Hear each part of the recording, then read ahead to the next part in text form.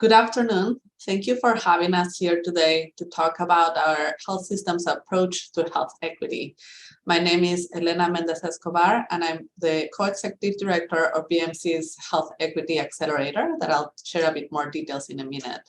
And my colleague, John Goldie, is our VP of Analytics and will be speaking to our approach using data and analytics to advance health equity. First, I want to give a little bit of background of what a Boston Medical Center is. As the slide title says, it's a private hospital, but with a public mission. We started as Boston City Hospital over 150 years ago and have always had that public mission at the core of what we do, of everything that we do. We're also an academic medical center after merging in partnership with Boston University.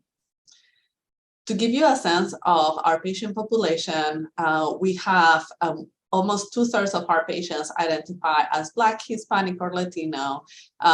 More than 50% of our patients have an annual household income below the federal poverty line. And 30% of our patients use a primary language other than English. So this gives you a little bit of background on who we are and why, through our history, we've invested in programs that advance health equity from the point of view of socioeconomic differences. So Boston Medical Center has pioneered programs that are now widely used, including, for example, the Medical Legal Partnership Program, where our patients get legal advice, complimentary from lawyers in issues that may impact their health, that can go from immigration issues to other different of legal advice. We were the first system to help our patients with tax prep with our program Street Cred, that on average provides families enough cash back to pay for groceries for 6 months of the year for their family, and many other programs that we have pioneered here on our campus over decades of working with this focus. However, when we look at our data, and we looked at it very carefully and in detail over 2 years ago, we realized that we, like everyone else, still have very, very significant gaps in the health outcomes of our patients when we look at them by race or ethnicity. So here you can see a few examples of the pervasive differences in health outcomes that our Black patients, our Hispanic and Latino patients experience everywhere in America, including here in our health system. And we knew that as long as this is happening, when 2/3 of our patients do identify as Black or Latinos, we're not really fulfilling our mission. We wanted to do more. We feel that, healthcare in general has had a very colorblind approach to this problem, and that was not working. We need to be a lot more explicit and intentional on understanding, what do our Black patients want from us? What do our Latinos patients want from us? Or any other minoritized groups in the case of other systems, and really cater to those priorities that they have.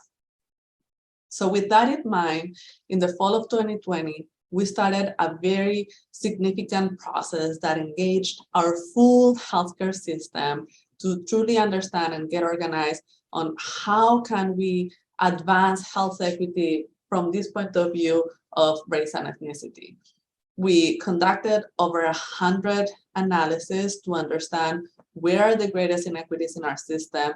We conducted multiple rounds of in-depth patient interviews to better understand their experiences.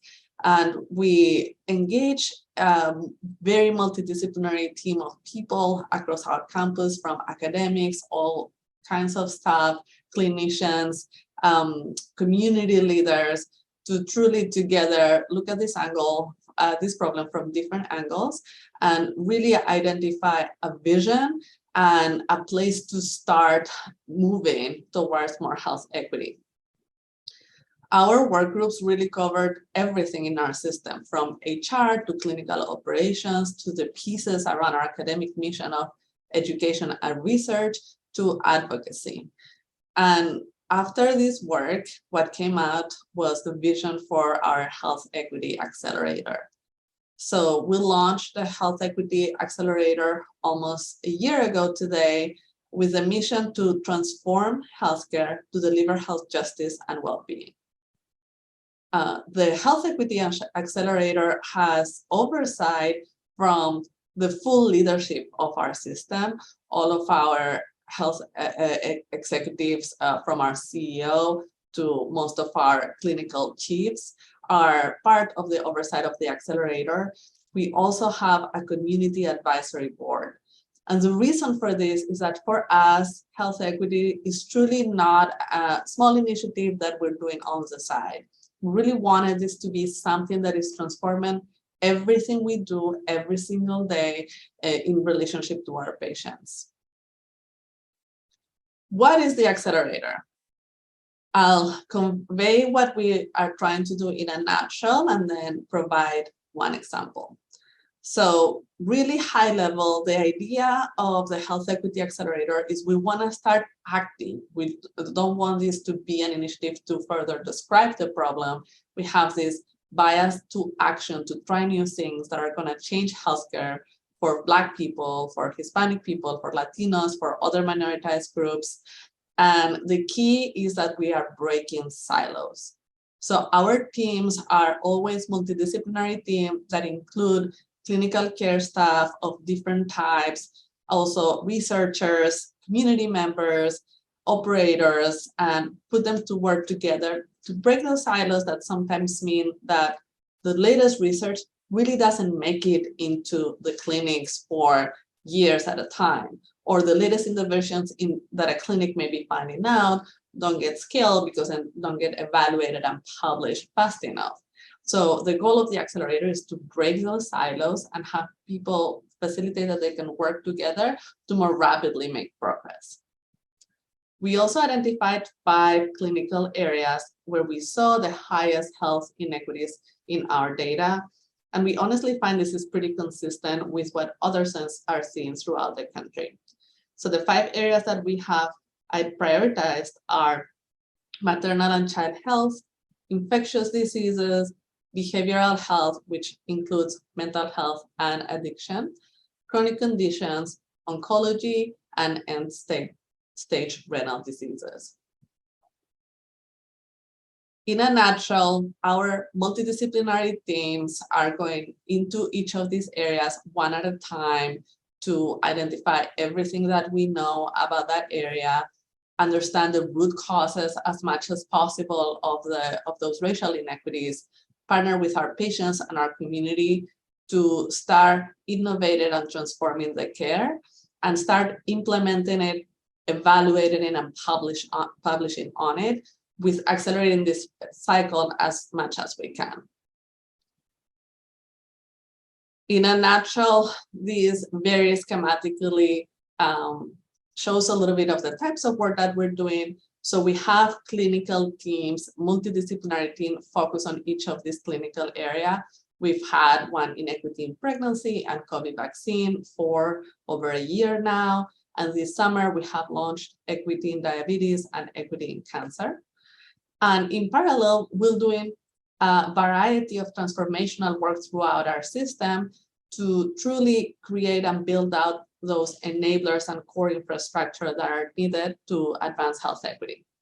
So from data collection, reporting, and analytics tools that we'll hear more in a moment, transforming our culture, with our HR team, our partnership with our community and our patients, out of our social needs, screener and referrals, our anchored network work, where we are aiming to create jobs and facilitate economic mobility and invest in the economy of our neighborhoods, research, education, and advocacy. So truly transforming all of the key functions that we see are necessary to advance health equity. To better understand the approach of the Health Equity Accelerator, I want to touch base very briefly on one example. Last year, our team selected health equity in pregnancy as our first area of focus. After a number of analysis, patient interviews, staff interviews, literature reviews, and so forth, the team decided to focus on these two metrics, severe maternal morbidity and the share of babies born small for gestational age, because these two metrics are the ones that had the biggest inequity, in this case, between Black and white patients in our data. And what we found was surprising. The severe maternal morbidity, those excess cases of morbidity, were really very much linked to preeclampsia. And not only to prevalence of preeclampsia, but of how preeclampsia was being managed at the hospital, that was resulting in disproportionately more complications for our Black patients compared to white patients. And I'm not a doctor, but I had preeclampsia as a patient. And if anyone is not familiar with how preeclampsia works, it's a disorder of pregnancy where the blood pressure of the pregnant person starts going up very, very quickly. And the only treatment is delivery of the baby. The longer it takes to deliver the baby, there are multiple decisions that need to be made. The longer that those decisions take, the higher the risk of complications. And what we found is that we were taking much longer with our Black patients than with our white patients, resulting indeed in further complications. Much higher rates of hemorrhaging, for example, transfusions, acute renal failure, and so forth. So with this learning, we put together a portfolio of initiatives to address this. We don't understand exactly why those decisions are taking longer, but we have hypotheses that involve phenomena including potential bias in our provider and how they're approaching the patients not feeling they have agency or enough information to make these decisions, and other lack of standardization in our protocols and clarity on how long different decisions should take. So among our portfolio of interventions is expanding our doula program and creating diverse and multi-language patient education about preeclampsia to help increase patients' agency. It's also improving remote monitoring and expanding that program so that more people can be proactively monitored for hypertension during pregnancy, and really changing all of our protocol updates so we can be sure that we have standard timelines that we're adhering to, and reducing variation in those timing of those decisions among different patients. There are a few other interventions, and all of these at the same time is in partnership with academics and researchers that are evaluating these programs and publishing on them. This was a very quick snapshot of some of the things that our Equity in Pregnancy team is doing.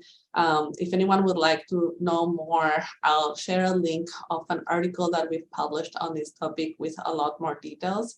But hopefully this gives a sense of the type of multidisciplinary work that we're doing here at the accelerator that is helping us start working and making progress to reduce these health equity outcomes.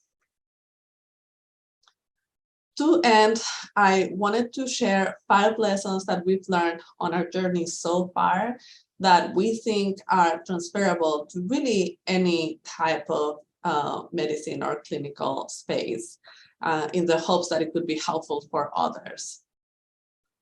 The first lesson learned is that wealth is health. We know that when a patient doesn't have financial stability, it is very difficult for them to be able to prioritize their health.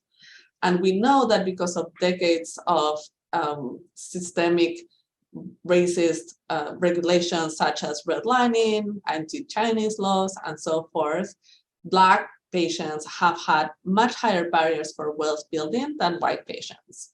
Here we're citing an example of an article that was published on the median net worth of Bostonians comparing Black people to white people.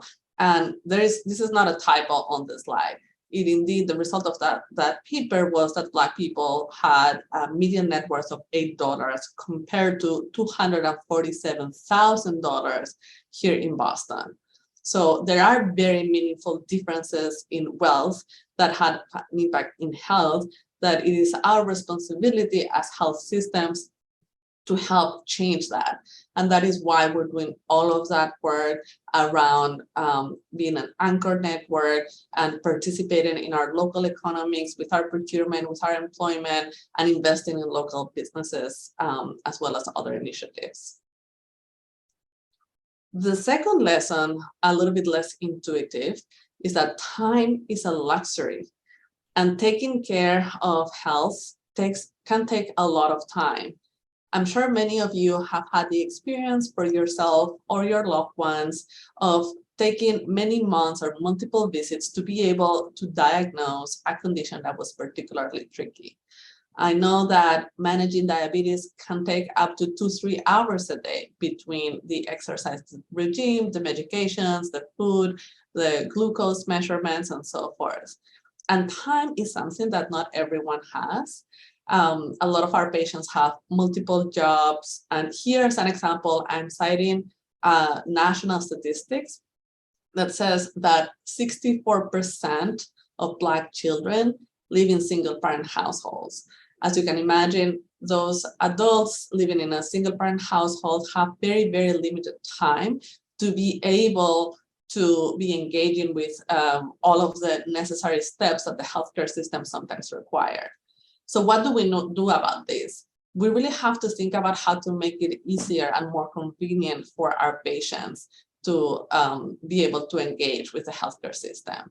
That's why we've been expanding tools such as remote monitoring of multiple conditions such as diabetes or hypertension, facilitating more telehealth visits where possible, clustering visits of different members of a family where possible, really thinking through all of the ways that you can make healthcare more convenient for your patients given the limited time that they have.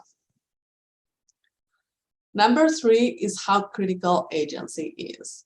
Long gone are the days where the medical profession had this paternalistic approach to care, where the doctor would make all of the decisions and the patient would just have to trust their doctor. And this is particularly important with our Black and Latino patients who have had a history of a medical system that has abused them in so many different ways. We always are talking about how to build trust in the patients. We want the patients to trust the healthcare system. And really the key is we also have to trust them. We have to trust the patients, and we have to trust that they will make the best decisions for their bodies. So anything that you can do in terms of providing your patients with all of the information so they can make informed decisions can help build their agency and the trust in the healthcare system. Tactically, some of the things that we're doing around this is creating more diverse patient education.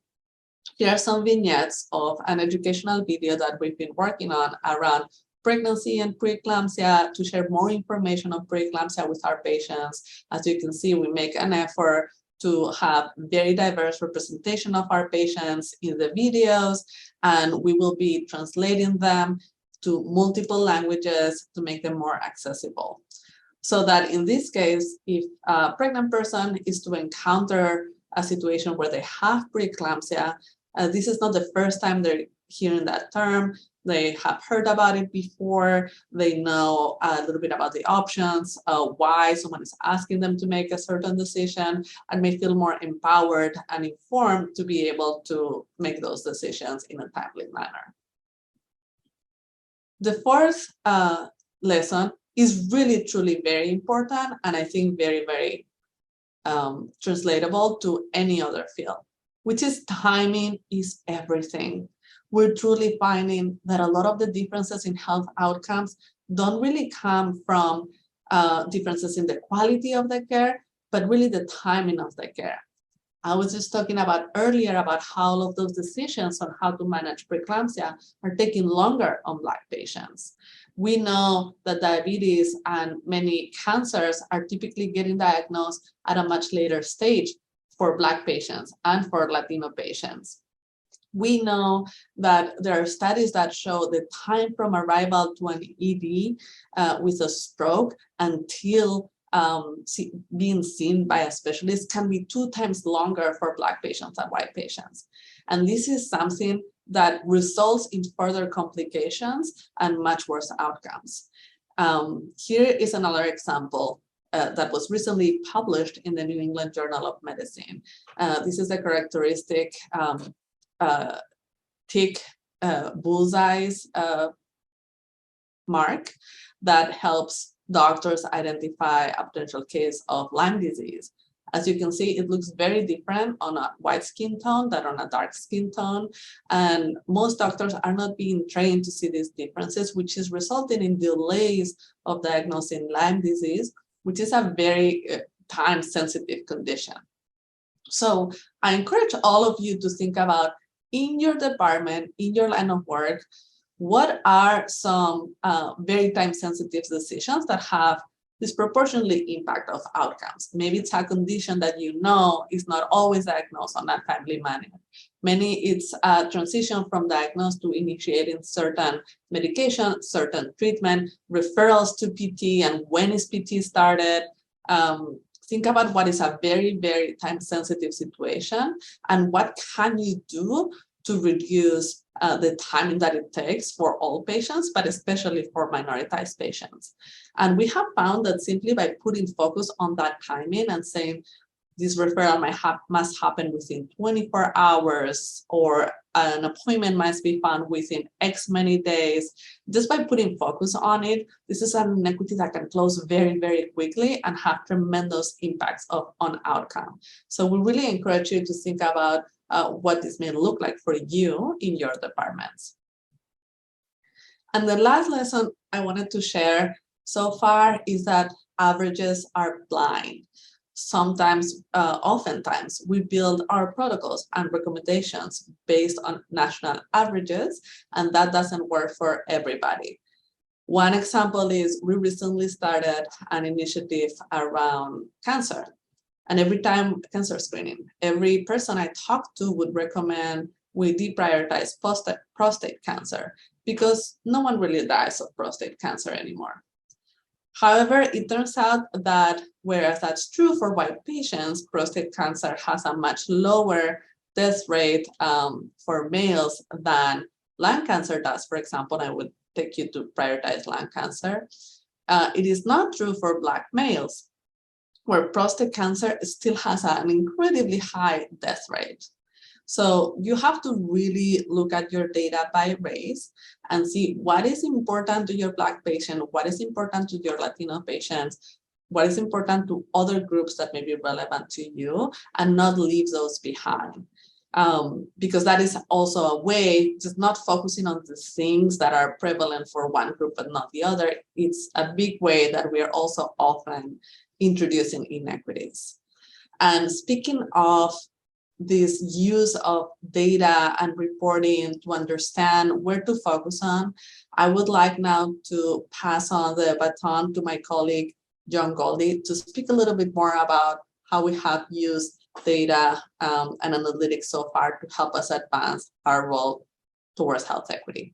Hello, my name is John Goldie, and I'm the Vice President of Analytics for Boston Medical Center Health System. And thank you for letting me speak today on the role of data and analytics in addressing health equity. So at BMC, as I went through in Elena's presentation, we use data and analytics to inform our interventions and strategy to address health equity. And we try to be very integrated into the clinical and operational work. So there's really like 3 parts to addressing health equity. The first is really to improve and understand the baseline data collection. We can't really address any inequities if we don't have the underlying foundational data that is trusted in order to analyze them. So that really consists not just of race data, but race, ethnicity, language, disability, gender, sexual orientation, and gender identity, as well as social determinants of health. And right now in Massachusetts, the Medicaid program is undergoing a next wave of the waiver with a renewed focus on health equity. So we're really trying to ensure that we play a leadership role in that and collect data in accordance with all the state and federal standards, which sometimes can conflict. And once we, as part of that data collection, we're also ensuring we understand and standardize how those questions are being asked, whether by registration or clinical staff. So after kind of understanding our baseline data collection, the second is really to stratify performance on a whole variety of clinical and quality measures to understand the extent to which we may have disparities within our own population. And that's really about making health equity kind of part of the regular reporting and cycle, so that we're not just looking at overall measures, but we're really just always getting into the practice of disaggregating by those different variables to understand if there might be an inequity to be addressed. So we essentially have been stratifying those measures by race, ethnicity, and disability, and the other factors. And the third is when we uncover a disparity within our population, to really take a deeper dive into that the root cause drivers of what we're seeing on the face of it. It's rare that there's analysis that doesn't require kind of trying to understand the other risk factors that go into an inequality, whether that's cancer screening or rates of diabetes among different population segments. So we dedicate time to deep diving into some of those areas. So getting into number one around the data collection and reporting standards, as I said, so on although it may sound kind of straightforward, there are subtleties to how this data is collected that is important to standardize when embarking on a program to analyze health equity. So as far as race, we collected it in 5 categories that align with the OMB standard, which is what the state of Massachusetts is aligning on for the next waiver. So that is American Indian, Alaska Native, Asian, Black and African American, Native, Hawaiian and Pacific Islander, and white. We also do allow for another race if the patient reports that, an unknown, which happens if we can't collect the race, and really importantly, a choose not to answer, so that we want to respect our patient's ability to select not to answer the question. Same thing on ethnicity. We collect kind of Hispanic and non-Hispanic status, as well as a more granular ethnic background around our patients. On the language side, one important thing on language is we collect both spoken and written language. And really, it's not around, we try not to ask around the kind of native language, but more around what language the patient feels most comfortable speaking with their doctor or nurse about medical information. So that is really the key to how to collect language data. And then finally on social determinants of health. So this is a picture of our what we call our Thrive screener, which we give to all patients in outpatient and ED settings. And this collects information that is patient reported on things like ability to pay for medicines, transportation difficulties, problems with utilities, challenges around education or employment. And we use that data to try to connect patients to resources in the community. Trying to roll that data up and just to understand the baseline of the Boston Medical Center hospital population. So about 32% of our population is a Black non-Hispanic.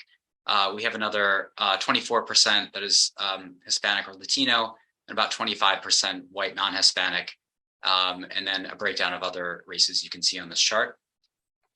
From a language perspective, about a little under 70% of the BMC population speaks English for medical information. About 15% is Spanish, and then we have a relatively large Haitian Creole speaking population as well. So one thing we did when we undertook this project to really dive into understanding our own population, we leveraged different data sources to try to uncover whether there was disparity. So one was really at the level of Boston was a community health needs assessment. So this was data really in the community of Boston beyond just the population served by Boston Medical Center. We used reports, publications, studies to try to flesh out where there's known gaps in care or clinical gaps. Then we also used, because Boston Medical Center is a hospital as well as a health plan, we were able to use health plan data to understand whether we had gaps in quality at that level, and also limited to the Boston population. We used electronic medical record data for BMC Hospital. And finally, we used that Thrive data on social determinants of health that I spoke to earlier. So one thing is that I mentioned earlier is we're now getting into the practice of looking at our quality patient satisfaction goals, not just overall, but segmented into different populations like race. So this is an actual example of our BMC quality and satisfaction goals, which you can see we do compute for the white population, Black, Hispanic, and Asian. So this is looking at things like mortality, readmissions, access to primary and specialty care, medication continuity for opioid use disorder, and depression screening, as well as patient satisfaction. So we look at this regularly just to understand whether we're seeing a disparity between different race and ethnicity in our population. Related to that, on the accountable care organization side, these are Medicaid accountable care organizations that we participate in. We also now regularly on a monthly basis look at performance and different quality measures stratified by Hispanic versus non-Hispanic and by race. So for example, here, although many of our measures didn't show an obvious disparity, we found some, such as control of A1C being lower in the Hispanic population for our accountable care organization, and childhood immunizations being about 12 points lower for the Black population relative to the white population. Going back to the BMCs, the hospital side, as Elena mentioned, we looked at probably multiple hundreds of different analyses on different metrics, trying to see where we might have an inequality. What we show here is average wait time as well as no-show rates broken down by the Black versus the white population at BMC. We actually did not see very large differences on wait time, but when we looked at no-show rates, we found that the rate of no-shows for the Black population was quite considerably higher than for the white population. And that was pretty consistent among multiple departments, including urgent care, pediatric visits, OBGYN appointments, and oncology. So when we went through that exercise to understand inequalities within our population, we leveraged multiple sources of information. And this is a summary of that Boston Health Needs, community health needs assessment. And when we looked at this data, this is looking at mortality rates by cause of death between the Black population and the white population. And we also did look at this for other races, but didn't have the space to show it here. So what really popped out on this was infant mortality having about a 4-fold increase, higher rate of premature death in the Black population and the white population. Again, this is at the Boston community level.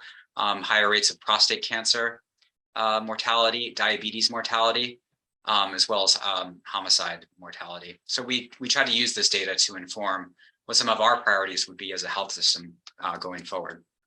And that sort of helped us land on identifying these high inequity areas that were alluded to earlier. So equity in pregnancy, COVID-19 vaccinations, and diabetes were 3 of the areas that we chose to further drill down and understand what was driving some of these outcomes. So for example, we looked at the rate of severe maternal morbidity per 10,000 live births by race in the BMC population over a 3-year period. And we did find evidence without controlling for any other factors that the rates of severe maternal morbidity was higher in the Black population than the white or Hispanic population. And we did see this inequality persist over a 3-year period, which led us on a whole set of analyses to better understand some of the drivers behind that. Another example related to prenatal care is we looked at the rate of low birth weight babies, or small for gestational age. On the left-hand side, again, this is looking at BMC data. We did see higher rates of SGA in the Black population and the white population. Overall, the rates were actually far higher in the Medicaid population than the non-Medicaid. But even when controlling for that factor, we see higher rates of low birth weight babies in the Black population and the white population. And then when we look at these things, we also try to understand what some of the factors might be leading to that, whether social or clinical. On the right-hand side, we can see some of the prevalence of different social determinant conditions or behavioral health conditions for Black mothers that have low birth weight babies who are on Medicaid. And so we have very high rates of depression, very high rates of homelessness and alcohol use that helped inform some of the interventions that would be necessary to address this. Looking at that in a little more detail, so what we're showing here on the left-hand side is Black BMC patients, and on the right is white BMC patients. This is looking at the rate of small for gestational age babies per 100 deliveries. So we can see on the left, we have a higher rate, uncontrolled for any factors, among Black mothers, about 8%, and about 4.6% for white mothers on the right. Even when we control for certain clinical factors, such as preeclampsia and hypertension, there was still an unexplained gap, which led us down some of the programs that Elena spoke to earlier. Finally, this is not a data slide, but just underscoring the fact that we believe that data and analytics can only take you so far. It can help understand where we might have gaps, but we do always try to weave in the clinical and social perspectives of our physicians and our staff to try to understand what might be driving some of these inequalities, and that helps inform the analytics we take forward to see if we can prove or disprove any of these hypotheses.